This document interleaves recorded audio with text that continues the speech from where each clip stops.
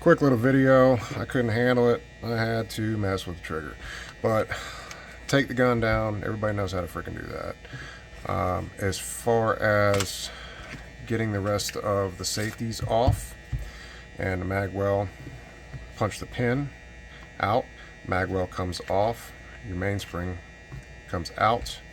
To remove the safeties, you will wiggle this left hand out, comes out, the right hand will spin out, and then your back strap comes off. But I didn't record any of my tuning of the leaf spring because it was about 50 trial and error bending and making function testing and all that good stuff. But I'll show the trigger pull here in just a second.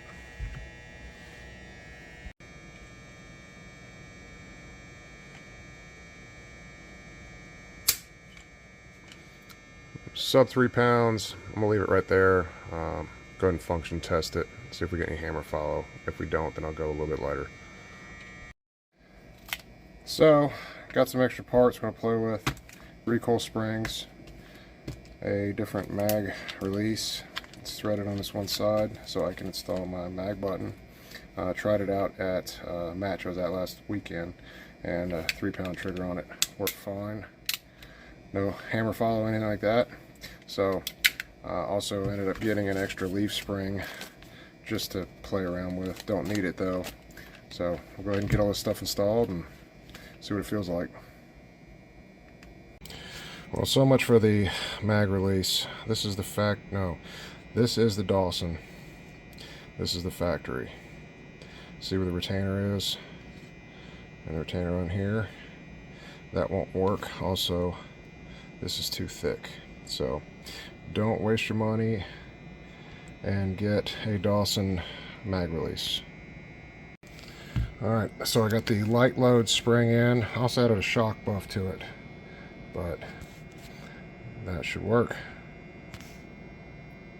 Made it up to the range. Had a couple other things I had to get done today up here, but we've got the Dawson Precision lower power spring, recoil spring installed. Also, we've got the trigger down to just under 3 pounds. I've ran it already, and it's don't get any hammer follow. I could probably take a little more out of it, still be fine. But let's see how she runs.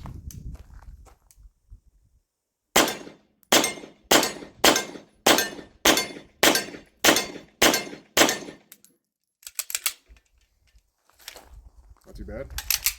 Speed it up a little bit this time.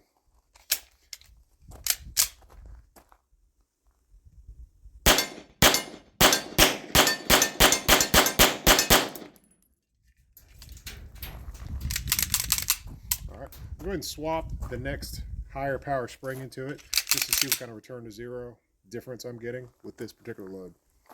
And change the spring out so the gun's clear.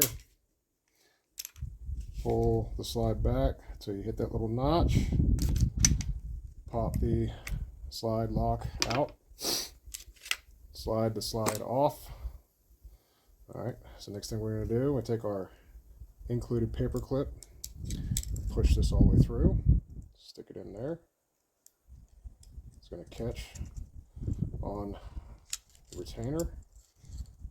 Back it out. Pull it back, pull paper clip out. Spring separate. I'd also put a shock buff in here. A little piece of rubber. Okay. Put that back on. This is the light spring. This is the next step up for standard factory loads. Stick it back on there.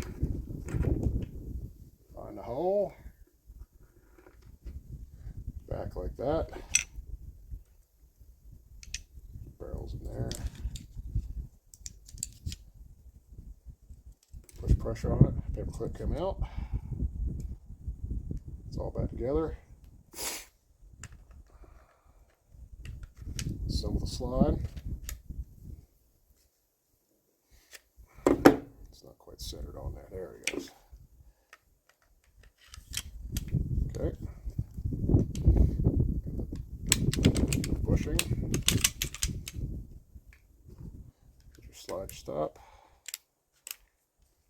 So meat's in there, let it go. Ready to go. Right, a little bit higher power spring, 10 more rounds, 147 super valves.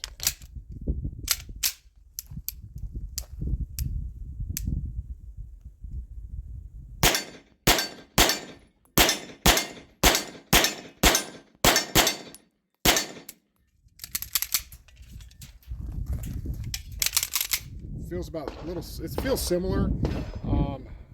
The dot's tracking a little bit better in the window. I'm getting a little bit better return to zero with this particular load. Your mileage may vary, so depending on what ammo you're shooting. The next spring up from there, I wish it had poundages, but is for a plus P load, probably what's similar that came in the gun. I'm gonna go ahead and leave this spring just because I like the way it's shooting right now. But